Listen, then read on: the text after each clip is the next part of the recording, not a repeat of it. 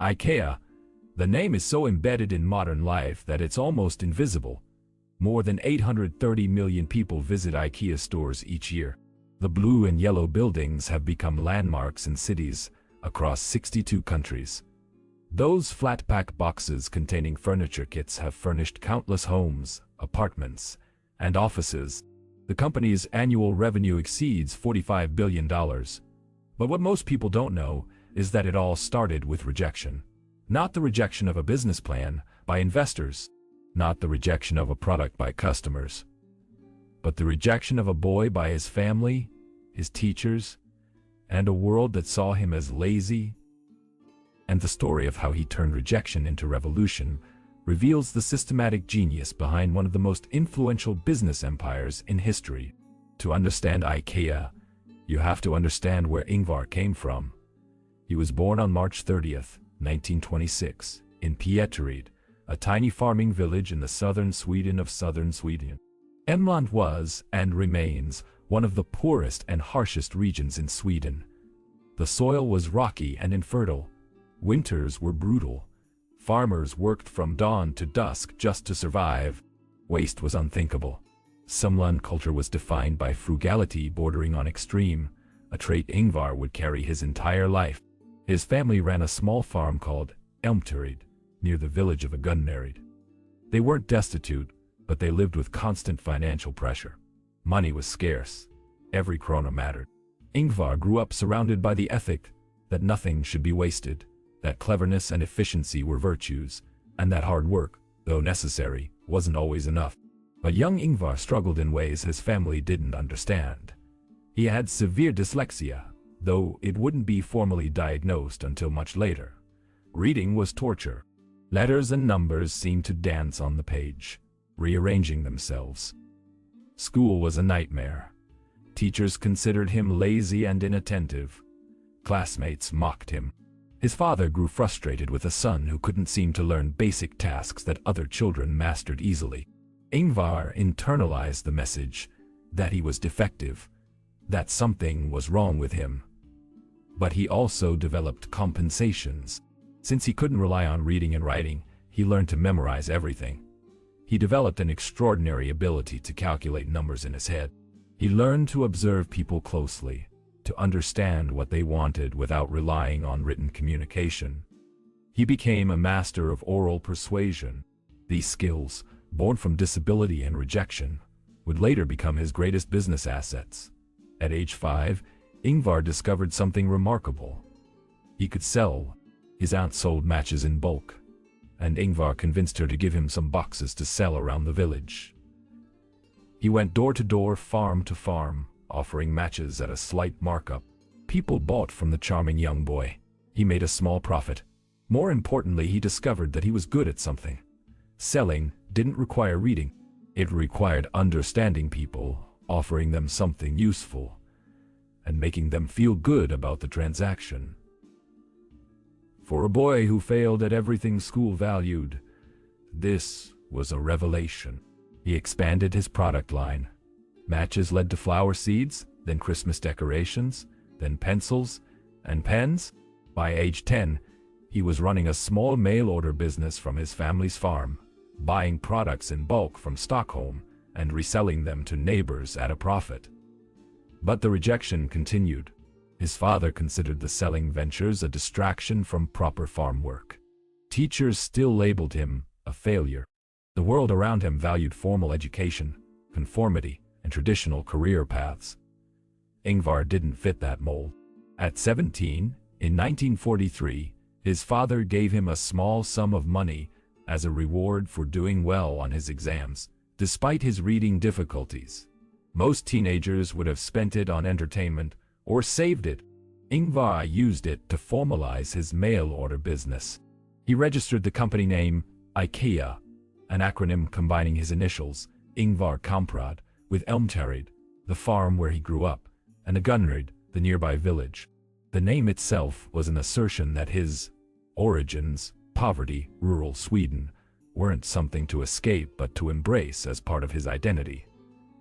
Initially, IKEA sold small items: pens, wallets, picture frames, watches, jewelry, nylon stockings, anything Ingvar could source cheaply and sell at a markup through mail order. He advertised in local newspapers and agricultural magazines. Orders trickled in. The business was small but profitable. Ingvar was doing what he was good at: buying low, selling slightly higher, providing value. But he hadn't yet found the product that would define him. That came in 1947 when he added furniture to the catalog. It wasn't a strategic masterstroke at first. A local furniture maker approached Ingvar and asked if he could sell some pieces through the IKEA catalog. Ingvar agreed, thinking it would be just another product category. But furniture was different. The markup potential was enormous.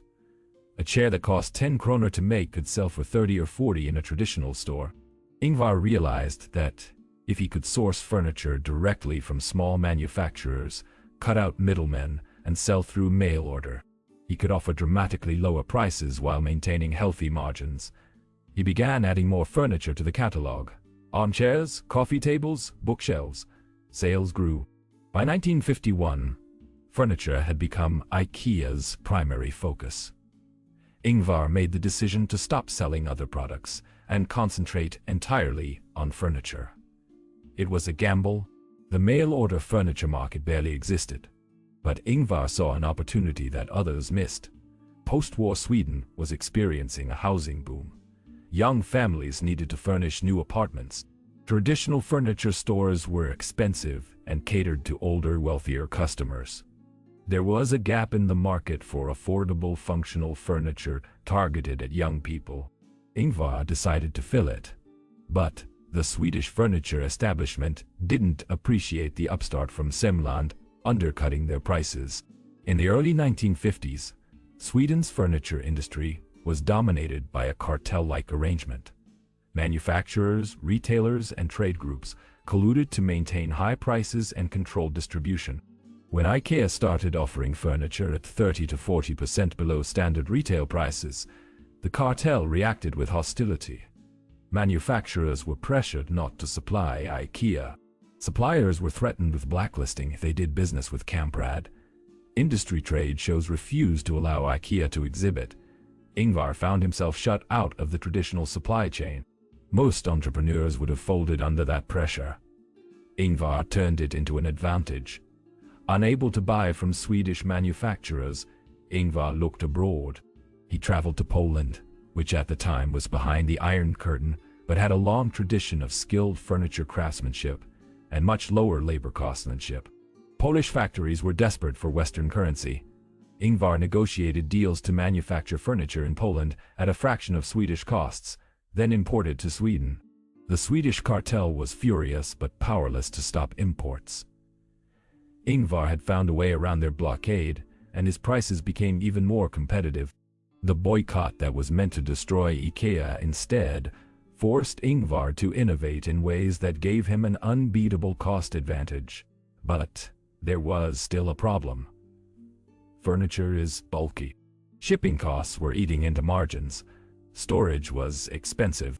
Ingvar needed a warehouse, but he also realized that customers might want to see and touch furniture before buying, even if they were attracted by low prices. In 1953, Ingvar opened the first IKEA showroom in Älmhult, the town near his childhood village. It wasn't a store in the traditional sense. It was a warehouse space where customers could view furniture samples, write down item numbers, and place orders. The furniture would then be delivered later. The showroom was an immediate hit. Customers loved being able to see the furniture in person while still getting catalog prices. Then came the moment that would change everything. The breakthrough, like many great innovations, was born from a problem. In 1956, one of Ingvar's employees, Gillis Lundgren, was loading a table into a car for delivery. The table wouldn't fit. Frustrated, Lundgren had an idea. What if we remove the legs and pack them separately? The table, now flat, slid easily into the car. When Ingvar saw this, the implications hit him immediately. If furniture could be packed flat, transportation costs would plummet. Storage would become vastly more efficient. Damage during shipping would decrease. And, most radically, Customers could take furniture home themselves immediately rather than waiting for delivery. This was the birth of flat-pack furniture, the innovation that would define IKEA. Ingvar transformed the entire business model around flat packing. Furniture was designed from the start to be disassembled, packed flat, and reassembled by customers. IKEA stopped offering delivery and assembly services, cutting those costs entirely. Customers became part of the production process, transporting and assembling their own furniture. In exchange, prices dropped even further. A bookshelf that cost 200 kroner at a traditional store might cost 70 at IKEA. For young families on tight budgets, the savings were irresistible. The fact that they had to assemble it themselves was a small price to pay. But the flat-pack model was just one piece of the puzzle. Ingvar was systematically rethinking every aspect of the furniture retail business. Traditional stores kept inventory in back rooms, requiring staff to retrieve items and schedule deliveries. IKEA created the self-service warehouse. After viewing furniture in the showroom, customers walked through a warehouse, picked up their flat-packed boxes from massive racks, and checked out at the front. Labor costs dropped dramatically. Store size could expand massively because warehouse storage was the store itself. The entire process was designed for efficiency. In 1965, IKEA opened its landmark store in Stockholm, the Kungens Kurva location that would become the model for all future stores. It was enormous by Swedish standards, 45,000 square meters. It featured the now iconic layout, winding showroom path displaying furnished room settings, followed by the marketplace section with smaller items, then the self-service warehouse, and finally the checkout and loading area. The Stockholm store also introduced another IKEA innovation, the in-store restaurant. Ingvar realized that customers spent hours in the massive store. If they got hungry and left to eat, they might not return. By offering cheap food, Swedish meatballs, hot dogs, coffee, IKEA kept customers in the store longer, increasing the likelihood they'd buy more. The restaurant also reinforced the brand message of value and accessibility. The success was explosive. By the late 1960s, IKEA was expanding across Scandinavia. In 1973, the first store outside Scandinavia opened in Zurich, Switzerland, then Germany, Australia, Canada, France. The model worked everywhere. Young people furnishing their first apartments loved the combination of low prices, modern design, and immediate availability. IKEA wasn't just selling furniture. It was selling a lifestyle. Functional, affordable, democratic design for the masses. Before IKEA, well-designed furniture was a luxury for the wealthy. IKEA made design accessible to everyone. By 1976, IKEA's expansion was in full swing, and the catalog had become one of the most widely distributed publications in the world, second only to the Bible. Over 100 million copies were printed annually. The catalog was Ingvar's original medium, mail order at scale. Every year, it showcased new products, room designs, and the latest thinking in affordable living. Families pored over the catalog, planning their purchases, dreaming of how IKEA furniture would transform their homes.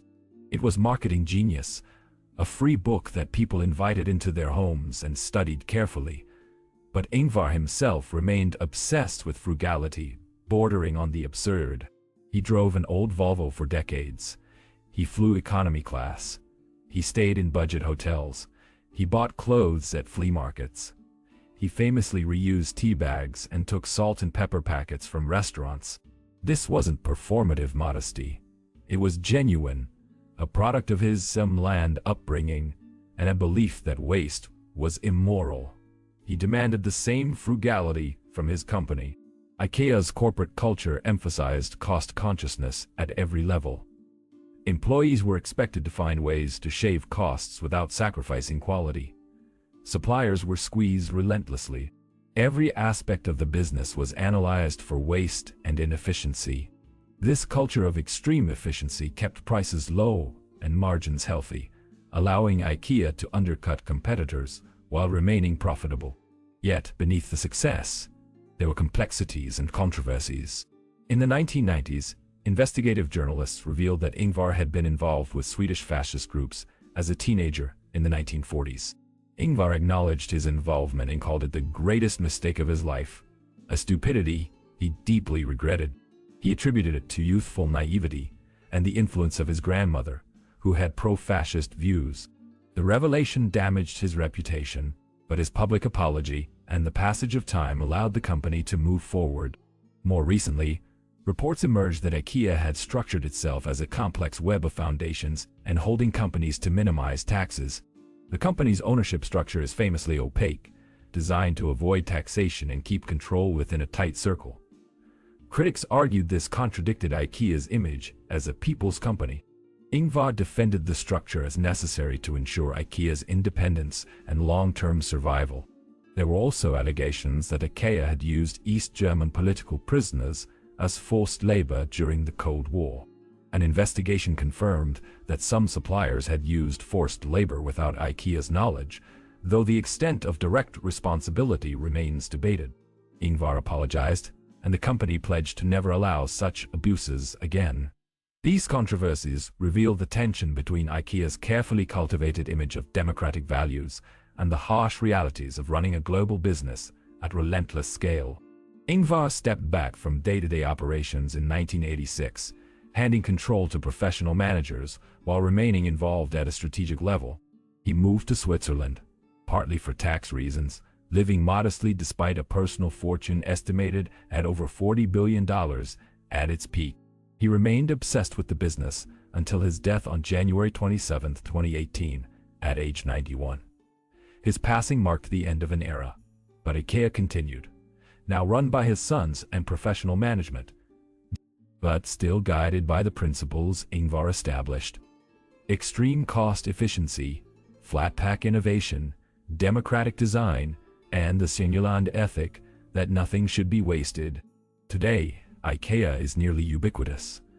There are over 460 stores in 62 countries. The company employs over 200,000 people. The catalog, though now mostly digital, still reaches hundreds of millions of people.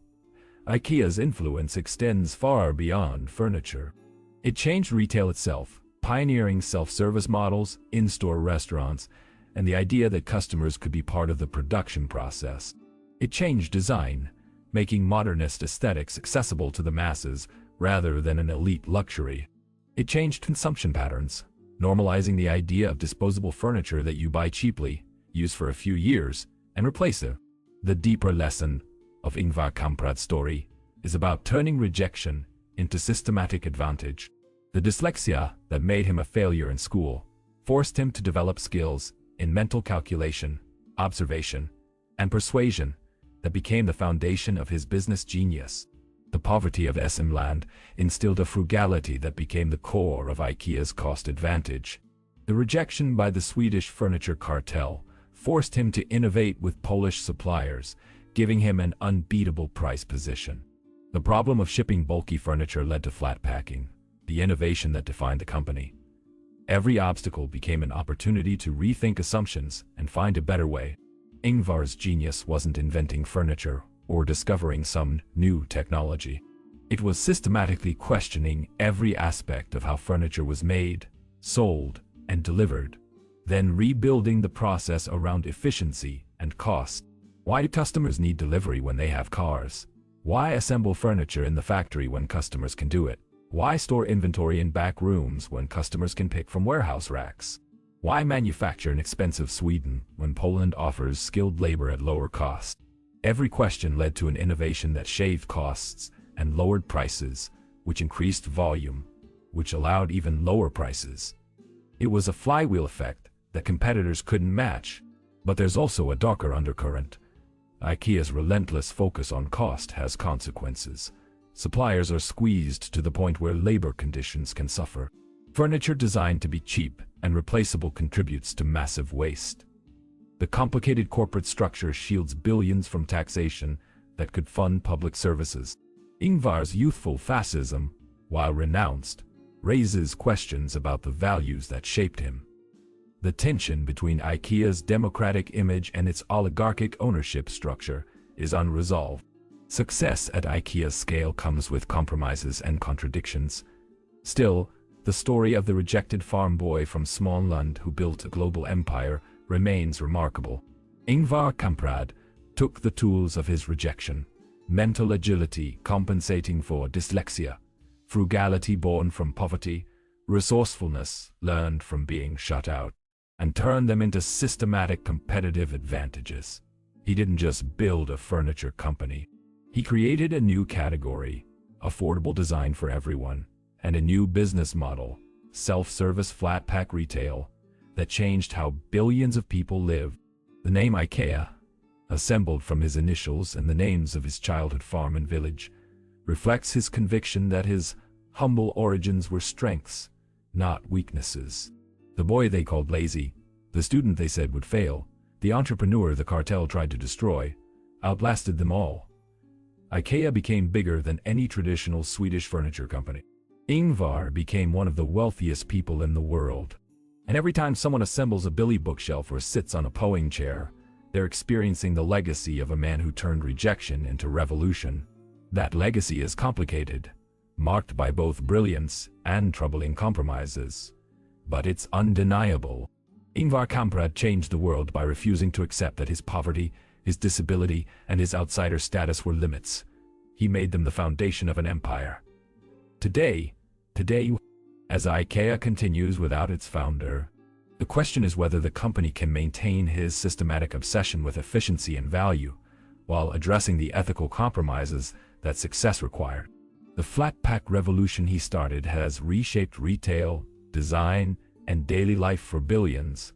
The price was paid not just by customers assembling furniture at home, but by suppliers under relentless cost pressure, by workers in complex global supply chains, by communities dealing with waste from disposable furniture, and by societies losing tax revenue to elaborate corporate structures. Understanding IKEA means grappling with both the democratic ideal of affordable design and the hard reality of what it takes to deliver that at global scale. That tension between vision and compromise, between outsider origins and insider power, defines the empire built by the rejected salesman from Småland.